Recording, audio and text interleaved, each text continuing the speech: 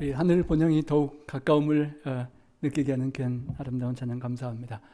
우리 성 교수님 께서 다른 교회에서 설교하시는 모습을 제가 영상에서 한번 찾아봤더니 있었습니다. 우리 노병 전우님도 지난주에 설교를 다른 거 초청받아서 하셨는데 제가 거기 영상을 못 찾겠더라고요. 지금 올리지 않는 것 같기도 하고요. 우리 주변의 교회들이 다 목회자들이 두 교회씩을 맡아서 설교자들이 두 번씩 빠지는 것을 우리 장로님들께서 또 여기저기 메꿔주시고 해서 또 저희도 자리가 비면 아쉽고 장로님 못 뵈서 아쉽지만 또 좋은 선교사역 말씀 사역가 오셔서 감사하고 그 귀한 사역들의 하나님의 축복이 함께하기를 원합니다. 특별히 우리 임수 성도님 그리고 친구분 멀리서 이렇게 함께 계속 와주셔서 참으로 감사합니다. 우리 장만자 사모님 캐나다 잘 갔다 오셨죠? 환영합니다. 감사합니다. 우리 지난주에 제가 인사는 못 드렸지만 우리 하경신 집사님 또 한국 다 잘 다녀오시고요. 감사합니다. 우리가 식구가 많지 않기 때문에 한 분 한 분이 오시고 안 오시고가 참 크게 비중이 느껴집니다. 우리 잘 서로 챙겨주시고 항상 특별한 일 없으시면 우리 교회를 항상 지켜주시면 감사하겠습니다. 여러분 좀 어떠십니까? 세상이 참 혼돈스럽지 않으십니까? 오늘 제가 그 혼돈스러운 이 세상에 선악의 대쟁투에 우리가 관점을 다 갖고 있는데요. 성경 속에서 그 이란이 과연 어떠한 설명이 되고 있는지를 함께 생각해보고 그 선악의 대쟁투와 나의 삶을 한번 살펴보기를 원합니다. 우리가 전쟁의 파급 효과를 가장 느끼는 게 기름값 올라가고 우리 여집사님들 마켓에 가시면 값이 너무 부담스러운 걸 느끼는데요. 전쟁이 벌써 4주가 되었습니다. 이스라엘은 방공 그 신호가 사이렌이 잘 울려서 많은 사람이 죽지 않았는데 안타깝게도 이란은 거의 6천여 명, 또 민간인 1,500명, 또 레바논에도 1,100명 어마어마한 사람들이 죽어가고 있는 끔찍한 전쟁이 지금 이 순간도 진행되고 있습니다. 말을 협상을 안 하면 초토화시켜 버리겠다고 하는 것을 4월 6일까지 유예를 했다고 하는데요. 기다리는 과정이 상당히 모두에게 스트레스가 되는 것 같습니다. 오늘도 이란이 후원하는 예멘의 후티 반군이 미사일을 이스라엘로 쏘고 있다는 소식이 계속 진행되고 있습니다. 여러분, 우리가 10월 7일 그 하마스가 이스라엘을 침공해서 1,200여 명을 학살하고 막 인질극을 벌일 때, 어떻게 저렇게 할 수 있을까 놀랐지 않습니까? 그 이란 정권이 얼마나 악한 것이었을까요? 최근까지요. 레바논의 헤즈볼라를 후원하고 또 시리아의 이슬람 혁명 수비대를 계속 그렇게 뒤에서 물 공급하고 후원해서 그런 악을 행하는 그 이란 정권이 놀랍게도 미국과 이스라엘을 이렇게 표현한다고 합니다. 미국은 큰 사탄, 이스라엘은 미국 따라가는 작은 사탄이라고 부른다고 합니다. 그리고 미국은 그 이란을 악의 축이라고 부르고요. 여러분 누구 말이 어디까지 맞을까요? 제가 요새 챗GPT 인터넷이 잘해서 한번 이미지를 한번 이 큰 사탄 악의 축 딱 이렇게 하고 이미지를 그려보라니까 이렇게 그렸습니다. 이란도 사탄 악의 축으로 그려놓고 미국도 이스라엘도 다 그런 악한 그런 모습을 그려놔서 한편으로 제가 이런 생각을 했습니다. 100% 선이고 100% 악이 아니라 어떤 면에서는 하나님의 뜻을 벗어나서 미국과 이스라엘도 악한 사탄의 영향력을 행할 수 있지 않나라는 그런 생각을 해보게 되었는데요. 어떤 배경이 있었는지 또 잘 아실 것입니다. 신생 호메이니 정권이 팔레비를 소환하라는 미국 측의 요청을 거부하고 갈등이 계속 심화되는 것을 봅니다. 왜 호메이니가 도저히 이스라엘과는 공존할 수 없는 사탄이라고 이스라엘을 규명하는지에 그런 현대적인 근대적인 역사의 배경인데요. 300명이 이란 대학생들이 미 대사관 직원 52명을 잡아서 체포해서 444일간 인질로 구금했던 그런 사건이 있었습니다. 그 이후에 또 베이루트에서 1983년에 미군 241명을 폭탄 테러로 이란이 죽였던 역사가 있고요. 미국이 반격해서 이란 이라크 전쟁 때 이라크를 지원해서 이란에게 막대한 피해를 입혔었습니다. 그 이후에 하메네이가 36년여간 신정 독재를 계속 진행했고 조지 부시 대통령이 2002년에 이란을 악의 축이라고 그렇게 부르게 되었다고 합니다. 여러분, 이 갈등 속에 우리가 계속되는 전쟁을 보고 있습니다. 보통 국가는 조금 전쟁하다가 화해하고 그렇게 살아가는데, 이란은 이스라엘을 끝까지 지도에서 지워버려야만 한다는 그런 생각을 갖고 그렇게 말을 하는데, 그 배경에 과연 어떤 악의 영향이 있을지 우리가 잘 아는 다니엘서 10장의 배경을 한번 연결시켜 보고자 합니다. 우리의 싸움은 혈과 육을 상대하는 것이 아니오라고 성경은 말합니다. 육적으로 현대 무기로 전쟁을 하긴 하지만 그 뒤에 악의, 또 선의, 하나님과 사탄의 그런 영적 전쟁이 또 있을 수 있는 것을 우리가 기억하는 것입니다.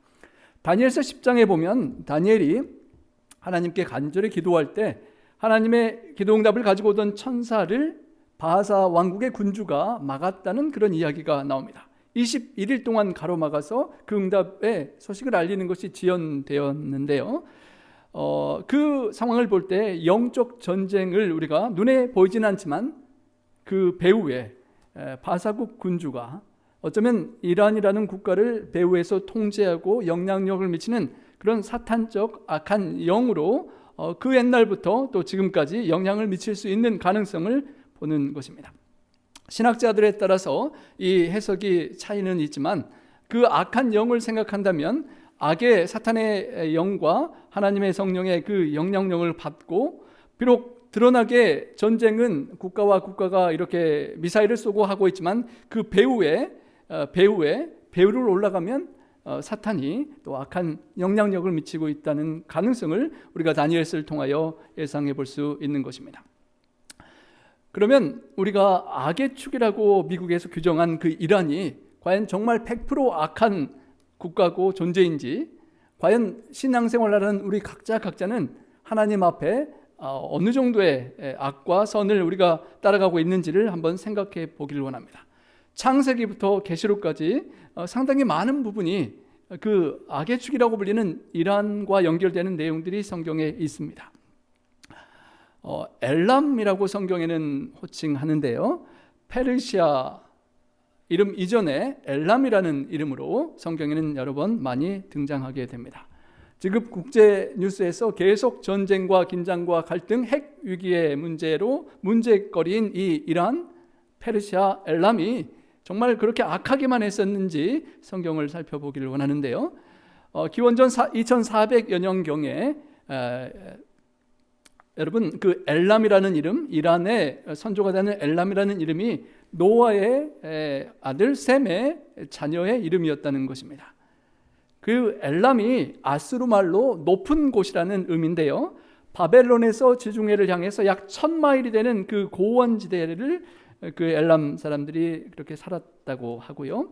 그곳에서 문명이 진화하고 페르시아가 성립되었던 것입니다. 그래서 성경에 자주 등장하는 엘람이라는 단어가 언급될 때마다 페르시아가 연결되고 오늘날 이란까지 연결된다는 것을 우리가 생각할 수 있습니다. 시간이 흘러서 기원전 1900년경에 처음 또 다시 엘람이라는 말이 등장하는데요, 초강대국 엘람 왕 그돌라오멜이 5개국 연합을 타르 구덩이가 있는 시딤 골짜기에서 격파하고 아브라함의 조카 롯을 납치하는 얘기가 나옵니다. 그것이 바로 엘람의 왕입니다. 그리고 아브라함이 318명의 가스인을 거느리고 단까지 추격하여 기습하여 승리하는 그 이야기가 배경이 또 엘람이 된다는 것입니다. 특별히 그곳에 첫 번째 전쟁의 충돌 속에 하나님의 또 선한 영적인 그 영향력을 우리가 보게 되는데요, 전투 직후에 아브라함이 지극히 높으신 하나님의 제사장 살렘왕 멜기세덱을 만나는 장면이 묘사되는데요, 특별히 그 제사장이 떡과 포도주를 제공하는 이야기가 나옵니다.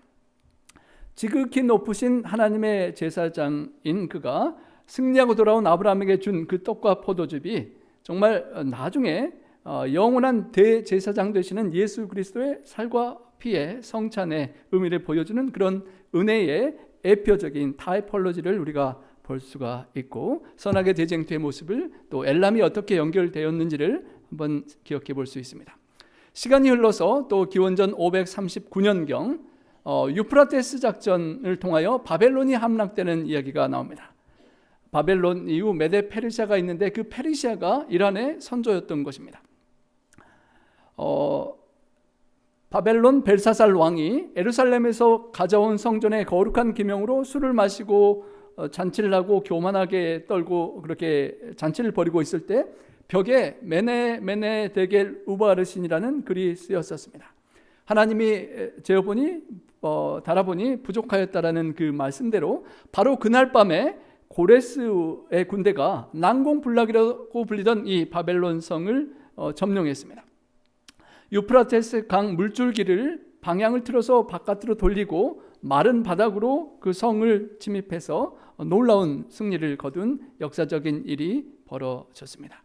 그래서 현재 이란의 전신인 고대 페르시아가 바벨론을 심판하는 하나님의 망치와 같은 역할을 했고 또 이스라엘을 해방시켜주는 열쇠와 같은 역할을 하나님 앞에 그렇게 쓰임받았던 역사가 있었던 것입니다. 그러니까 100% 이란의 과거가 악하지는 않았던 것을 우리가 기억할 수 있지요. 특별히 포로 70년의 끝 고레스 대왕이 유다인의 귀환을 허락할 뿐만 아니라 왕실의 국고를 다 열어서 스룹바벨과 여호수아가 예루살렘 성전을 재건할 수 있도록 전폭적으로 지원해주는, 정말 이스라엘 백성들이 생각할 때 꿈만 같은 일이 현실이 되는 것을 경험하게 되었던 것입니다. 그 배경에 고레스 왕이 그 고대 페르시아의 왕이었던 것입니다. 놀라운 것은 그 고레스가 태어나기 전 거의 150여 년 넘은 때에 그 고레스에 대한 예언이 성경에 등장했던 것이기 때문에 참으로 놀라운 것입니다. 고레스 왕이 메데와 페르시아를 통합해서 페르시아 제국을 탄생시키는데 이사야 44장 28절에 거의 150년여 전에 이런 기록이 있습니다. 고레스에 대하여 이르기를 내 목자라 그가 나의 모든 기쁨을 성취하리라 하며 예루살렘에 대하여는 이르기를 중건되리라 하며 성전에 대하여는 내 기초가 놓여지리라 하는 자니라. 여러분, 고레스가 이 성경을 보고 정말 놀랐다고 경악했다라고 그렇게 전해집니다. 자기가 태어나기 그 백수십 년 전에 나에 대해서 기록되고 내가 어떤 일을 할 것이라는 것을 기록을 보고 그 페르시아의 왕이 하나님 뜻 앞에 굴복하였던 것입니다. 이사야 45장에도 이런 내용이 있습니다. 나 여호와는 나의 기름 부음 받은 고레스의 오른손을 잡고 열국으로 그 앞에 항복하게 하며 너를 지명하여 부른 자가 나 여호와 이스라엘의 하나님인 줄 알게 하리라. 너는 나를 알지 못하였을지라도 나는 내게 칭호를 주었노라. 나는 여호와라. 고레스 왕이 이런 말씀을 보고 참으로 놀라면서 그 하나님 앞에 굴복하고 하나님의 백성들이 고향으로 돌아갈 수 있도록 그렇게 해주고 또 경제적으로 서포트를 해주었던 것입니다. 비록 적국의 왕이라 할지라도 하나님의 영에 사로잡히면 하나님의 일을 이렇게 할 수 있는 것을 보게 되는 것입니다. 1879년 발견된 고레스 실린더, 고레스 이 원통을 보면 그 성경에 나온 기록들이 그렇게 그대로 기록되어 있는 것을 역사적으로 증명하는 것을 우리가 발견하고 성경의 실제성을 더욱 놀랍게 알게 되는데요. 에스라 1장 2절 3절에 페르시아 왕 고레스가 말하노라 너희 중에 그의 백성 된 자는 유다 예루살렘으로 올라가서 이스라엘 하나님의 여호와의 성전을 건축하라. 그 성경의 기록이 이 고레스 원통에 그렇게 그대로 기록이 되어 있는 것입니다. 바벨론에 정복당한 민족들을 고향으로 돌아가서 성전을 재건하고 예배할 자유가 있다는 그런 기록이 고고학적으로 발견되었던 것입니다. 참으로 놀라운 하나님 앞에 쓰인 고레스 왕의 또 그 고레스 왕이 상징하는 예수 그리스도의 그런 표상이 되는 것을 볼 수가 있습니다. 그리고 우리 재림교회에서 너무도 잘 아는 다니엘서 2장과 7장과 8장에 메데 바사의 이야기가 계속 반복해서 등장합니다. 금신상의 은빛 가슴이 메데와 바사의 연합이고 또 바사가 지배력을 갖는 것을 보고 갈빗대 세 개를 문 곰도 메데 바사 그리고 그들이 삼킨 리디아와 바벨론 이집트를 상징하고 또 다시 8장에 등장하는 두 뿔 가진 수양 한쪽이 더 긴 페르시아가 우위를 차지하는 메데 페르시아가 반복해서 그렇게 등장하는데, 그 페르시아가 바로 이란의 그런 선조가 되는 것입니다. 성경이 그냥 우리가 짐작하고 오늘날 곡과 마곡의 전쟁처럼 이 나라가 어떤 나라일까 그렇게 상상하는 것을 넘어서서 다니엘 8장의 천사는 정확하게 내가 본 바 두 뿔 가진 쇠양은 메대와 바사 왕이라고 정확히 딱 집어서 그렇게 우리에게 가르쳐 주기에 혼돈이 없는 것입니다. 그리고 이어서 우리가 너무도 잘 아는 에스더의 이야기가 나오는 것이 바로 또 페르시아를 배경으로 하고 있습니다.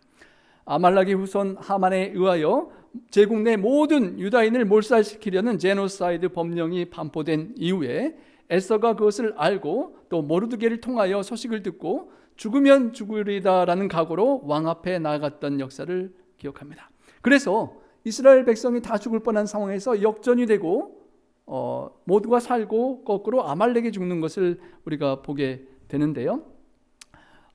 반전이 일어나고 하나님의 백성의 보호를 받는 역사를 보고 바로 그 수산궁이 페르시아의 수도였고 오늘날 이란과 또 연결되는 것을 보는 것입니다.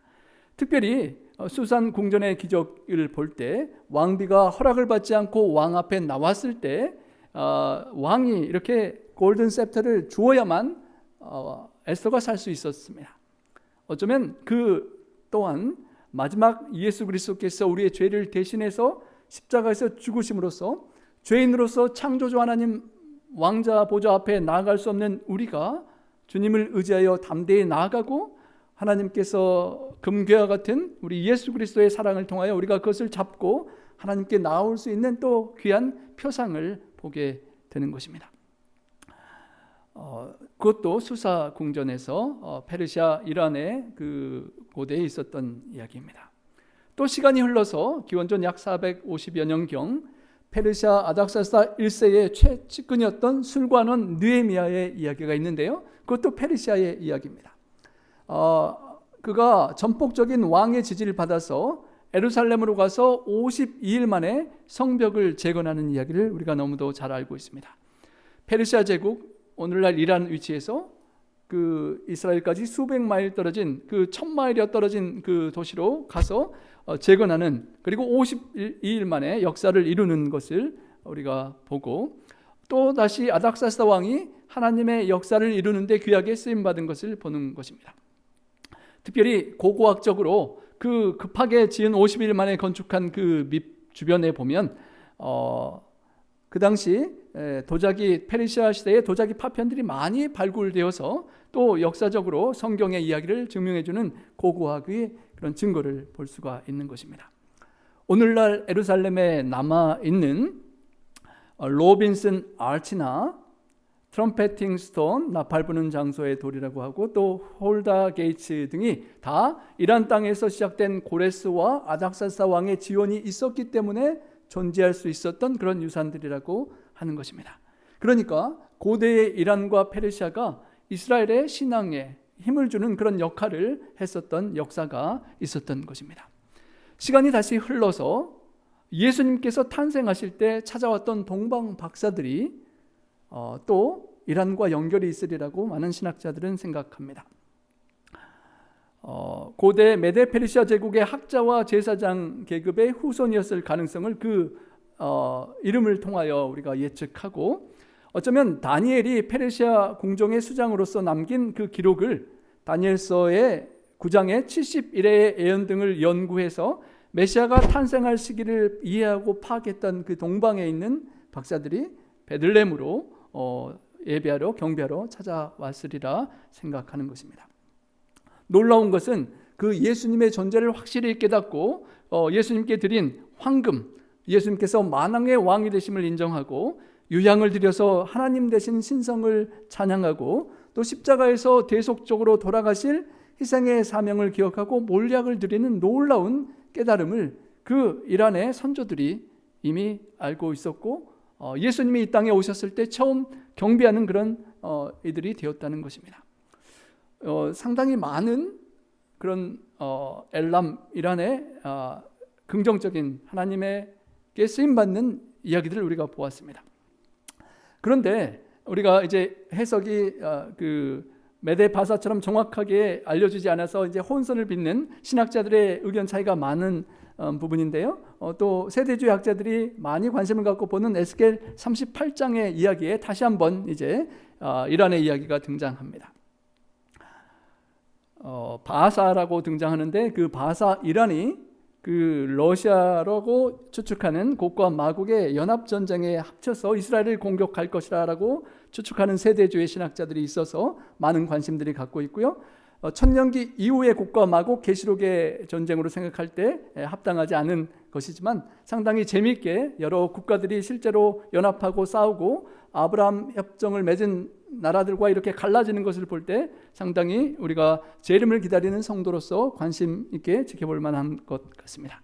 바로 이곳에 이란이 또 등장하는데요. 여러분 2400km 정도의 어마어마한 아무튼 그렇게 먼 거리를 왜 그렇게 싸우고 타격 국가로 멸망시킬 국가로 그렇게 하는지 우리가 그 역사를 자꾸 살펴보게 되는데요.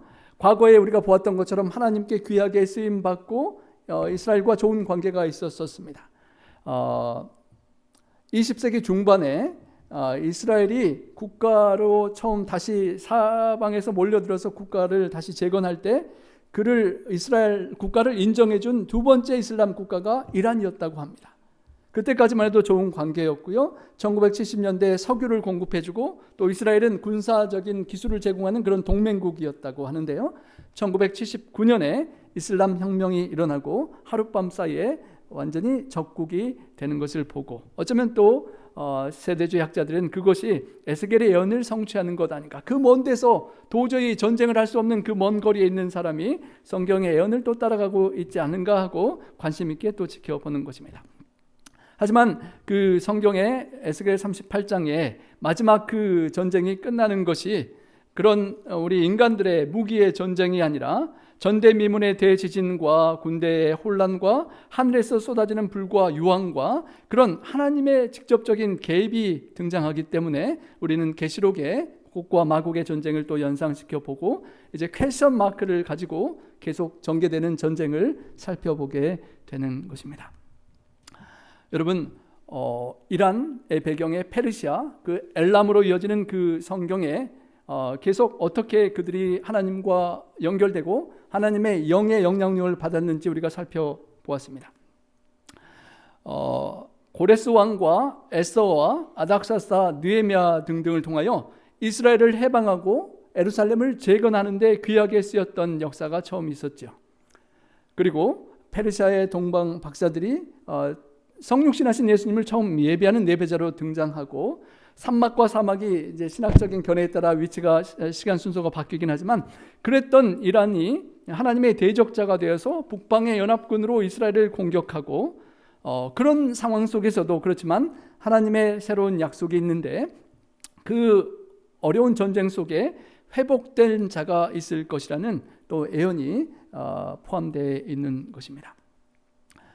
창조로부터 노아 홍수 이후에 자손으로 엘람이 등장하고 구원자로서 고레스와 에스더의 헌신을 통하여 해방자의 역할도 하고 또 마지막 때에는 타락하고 악한 영의 영향을 받아서 하나님의 백성과 전쟁을 하는 존재로 등장하고 하지만 그런 모든 상황 속에 엘람의 남은 자손들이 있어서 구원 얻을 백성들이 있을 것이라는 그런 역사를 성경에서 우리가 보고 그 고통받고 전쟁하는 그 속에서도 하나님을 믿는 그리스도인들이 많이 있고 또 하나님께서 살리기를 원하는 구원코자 원하는 영혼들이 많이 있음을 생각하게 되는 것입니다. 전쟁의 소식을 듣고 여러 가지 물가나 그리고 전쟁터에 미군들이 진짜 현장에 들어가게 되면 얼마나 많이 죽게 될까 하는 염려와 그런 두려움들이 생기는 때입니다. 우리가 이때에 이런 복잡한 세상의 사건에서 우리의 시선을 성경으로 또 하나님의 섭리로 방향을 돌이킬 수 있기를 원합니다. 거시적으로 세계 역사가 복잡하고 혼란스럽고 과거에 볼 수 없었던 최첨단 무기로 영화에서 볼 수도 없었던 그런 실제적인 전쟁을 하고 있는 이때에 그 모든 세계 역사에 정말 혼란스럽게 아무런 통제 없이 막 가는 것이 아니라 그 모든 복잡한 상황 속에서도 하나님께서 통치자 되시고 그 세계 역사를 주관하신다는 그것을 기억해야 한다는 것입니다.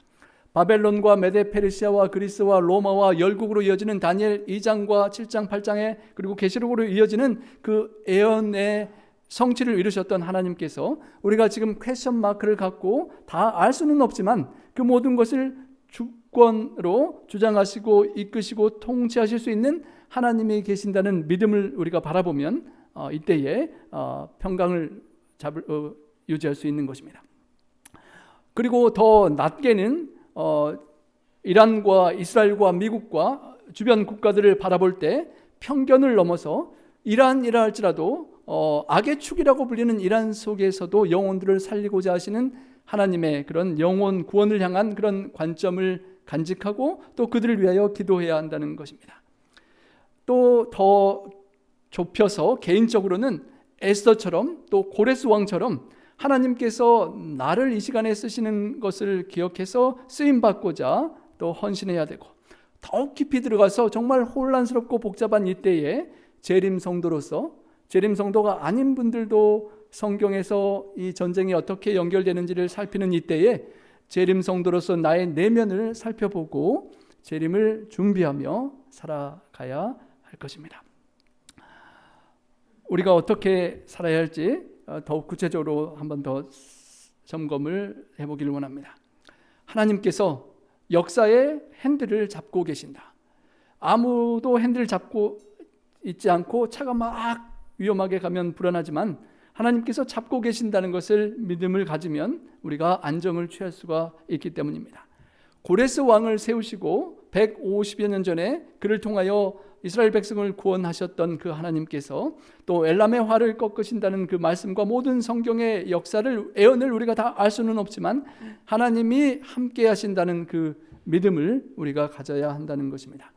나라의 흥망성쇠가 그냥 막 이기적인 욕심 많은 정치가에 따라서 다 이루어지는 것이 아니라 그 뒤에 또 하나님이 계신다는 것입니다.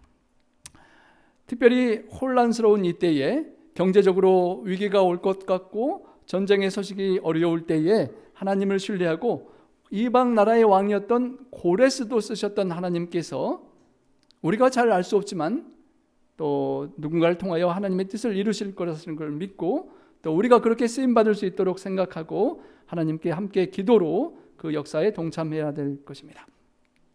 이란이 성경적으로 국가의 지정학적 한 이야기 같지만 어쩌면 복음의 예표와 청사진도 되는 것입니다. 고레스 왕이 하나님의 영과 하나님의 말씀을 순종하고 따랐을 때 포로로 갇혔던 이스라엘 백성을 해방시켰던 존재가 되었었는데요. 마지막 때에 예수 그리스도께서 영적 전쟁, 선악의 대쟁투 속에서 죄악의 노예가 되어 있는 우리들을 해방시키시기 위하여 사망의 권세를 깨뜨리시고 우리 모든 믿는 자를 죄악에서 해방시키실 그 구원자, 영적인 고레스를 우리가 볼 수 있게 되고 바라보아야 한다는 것입니다. 두 번째로 우리가 이 복잡한 세상을 살아가면서 우리에게 맡겨주신 선교적인 사명, 우리의 편견을 갖게 할 수 있을 그런 적대적인 관계가 많이 있지만 그 편견을 넘어서서 에레미야 49장 39절에 끝날에 이르러 하나님께서 엘람의 포로를 돌아가게 하리라라는 그 말씀처럼 정말 이란을 적대국이요 멸망시켜버려야 할 나라로만 묘사하는 언론들이 있을 때에도 그 속에 남아있는 자들이 있음을 기억하고 우리가 기도해야 한다는 것입니다. 우리 주변에 실제적인 삶 속에서 우리가 신앙생활을 하고 인간관계를 하다 보면 또 구도자들을 만나시다 보면 우리가 생각할 때는 너무 까다롭고 힘들고 저분의 마음의 문은 닫힌 것 같고 도저히 불가능하다고 생각될 때도 있으실 것입니다. 불교나 이슬람교를 믿어서 완전히 다른 생각이 있을 수도 있고 우리가 포기할 것 같은 그런 상황에 있을 수도 있을 때 하나님께서는 포기하지 않으시는 하나님이 계시기 때문에 포기하지 않고 끝까지 중보하고 기다리면 또 하나님께서 역사하실 때가 올 것입니다. 에레미야와 이어서 스가랴 14장 16절에도 이런 말씀이 있습니다.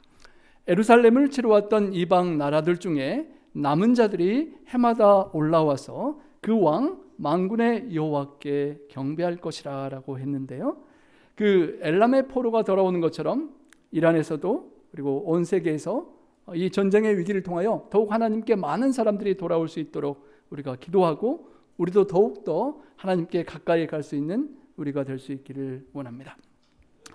여러분, 1979년만 해도 이슬람 혁명이 일어날 당시만 해도 이란 전체에 9천만 명 된다고 하죠. 그 중에 500여 명의 기독교인이 있었다고 하는데요, 거의 매일 1,500, 2,000명이 기적적으로 신앙을 받아들이고 그 이란에서 많은 예수님을 믿는, 어쩌면 세계에서 가장 빠르게 성장하는 교회가 그곳이라고 하는 것입니다. 2024년 통계로 거의 80만에서 최대로는 300만 명의 그런 예수님을 믿는 성도들이 그 전쟁터에 지금 살고 있다는 것입니다. 그들을 위하여 우리가 기도하고 이 전쟁으로 인하여 더욱 하나님께 돌아오고 이 전쟁으로 인하여 고통당하지 않도록 기도해야 할 것입니다.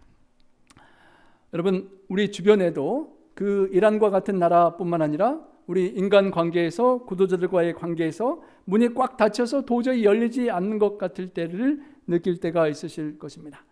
복음의 문이 완전히 닫혔다고 단정 지은 그런 누군가가 생각나실지라도 포기하지 않으시는 하나님을 기억하고 하나님을 의지해서, 하나님 저는 못하겠지만 하나님께서 포기하지 않으시기 때문에 제가 하나님께 간구합니다, 하나님 도와주십시오, 그의 또 그녀의 마음을 열어주시고 그들이 하나님께 돌아올 수 있도록 우리가 하나님과 함께 기도할 수 있기를 바라고, 그래서 그런 구원의 역사를 경험할 수 있기를 소망합니다.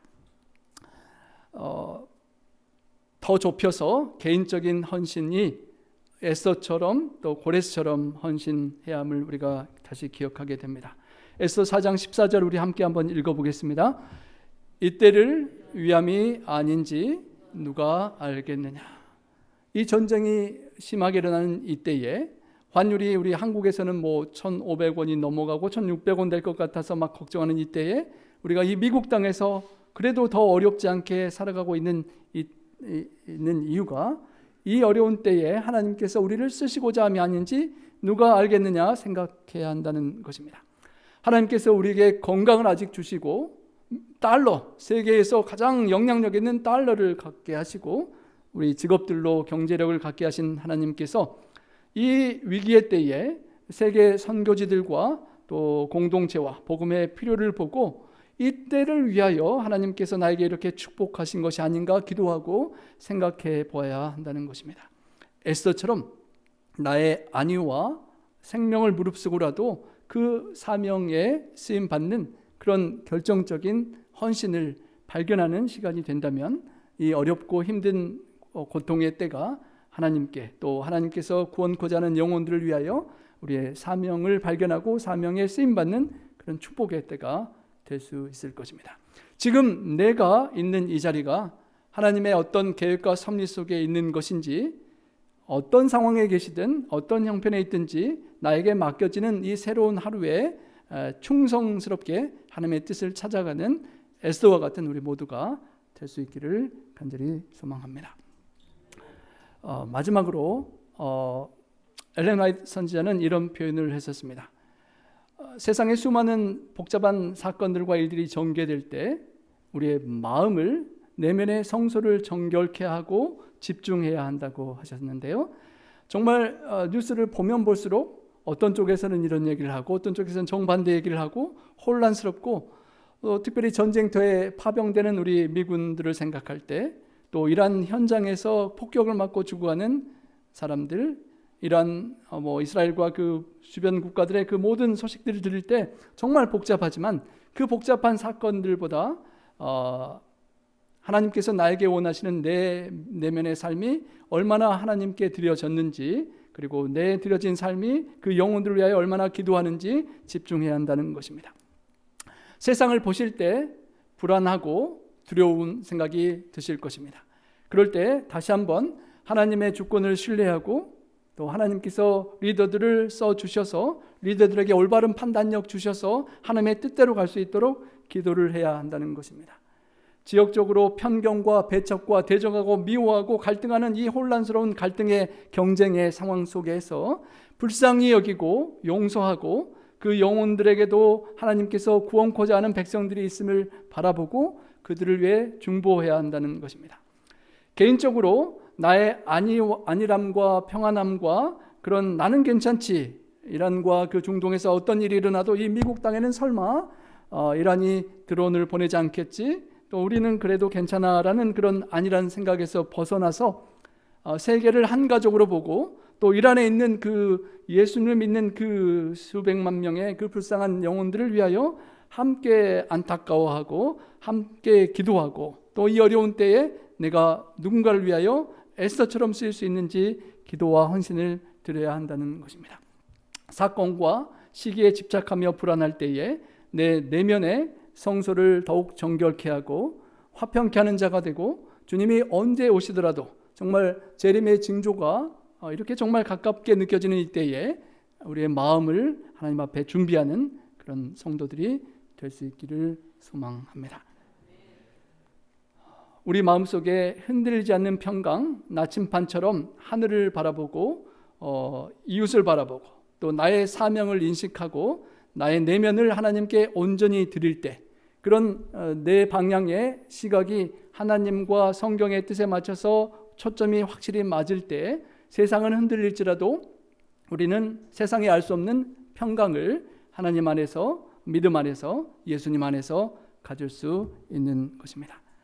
여러분, 이란이라는 한 국가, 정말 수많은 무기와 그런 것들이 다 이제 초토화되고 이제 전쟁이 더 심화되면 전기나 그런 생필품과 그런 생존의 위험한 위기까지 느끼는 그 국가의 운명을 우리가 바라보면서 하나님께서 이란에 허락하시는 그 일들과 또 성경의 역사에서 과거 수천 년의 역사를 통하여 이란과 이란의 선조들이 하나님께 어떻게 쓰였는지를 우리가 기억할 때 하나님께서 대적하는 백성들도 거룩하게 하실 수 있고 반역한 자들도 구속하실 수 있고 잃어버릴 수밖에 없는 사람들도 회복시키는 것들을 우리가 기억할 수가 있습니다.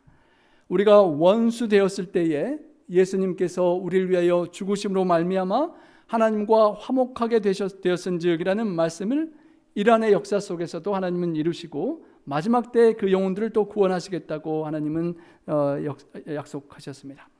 심판이 자비가 되고 진노가 은혜로 변하는 역사를 보면서 이스라엘의 원수였던 자들이 동방박사처럼 하나님 앞에, 예수님 앞에 엎드리게 되고 그 어떤 국가와 어떤 사람도 다 하나님의 사랑과 회복에 미치지 못할 만큼 멀리 떨어져 있지 않다는 것을 우리가 다시 기억하고 나와 우리 이웃과 세계를 하나님의 그런 십자가의 시선으로 바라볼 수 있어야 하겠습니다. 여러분, 이 구절 함께 한번 읽어보겠습니다.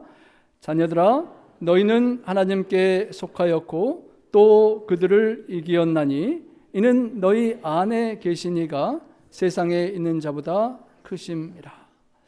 정말 세계에 엄청난 전쟁이 진행되고 있는 이때에 어느 편에 우리는 속해 있습니까?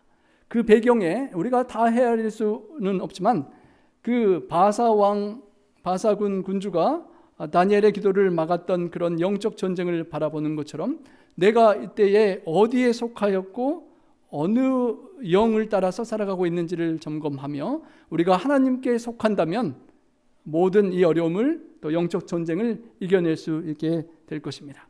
우리 안에 계신 그 하나님께서 세상에 있는 사탄과 악의 영보다 크시기 때문입니다. 영적인 이스라엘로 우리가 자처하고 믿는 우리의 존재가 거듭나고 영적 이스라엘답게 하나님께 연결됐고 속해 있어서 세상의 그 어떤 두려움에도 빠지지 않고 세상의 권력과 핍박도 두려워하지 않고 말씀에 굳게 서서 만군의 여호와를 따르며 담대히 나아가는 우리 모두가 될 수 있기를 소망합니다. 삶 속에 여러분 복잡한 뉴스를 들을 때, 혼란할 때, 또 특별히 중동의 어려운 이야기를 들을 때마다 이란의 지하교회 성도들과 또 불쌍한 영혼들을 위하여 우리가 기도하는 시간을 드릴 수 있기를 원합니다. 세계 전쟁도 전쟁이지만 나의 삶 속에 내 주변의 관계 속에서 갈등이 있고 문제가 있는 우리 관계 속에서도 용서와 사랑으로 하나님의 심정으로 따뜻한 사랑을 실천하는 것을 또 노력해야 될 것이고, 또 하나님의 말씀이 어떻게 우리의 삶과 세계에서 이루어지는지 암송하고 하나님의 주권을 기억하는 우리의 남은 생애가 되기를 원합니다. 여러분, 그 성경에 이제 그 복잡한 시간이 흐르고 뜨인 돌이 와서 금신상이 무너지는 역사를 우리가 기억합니다.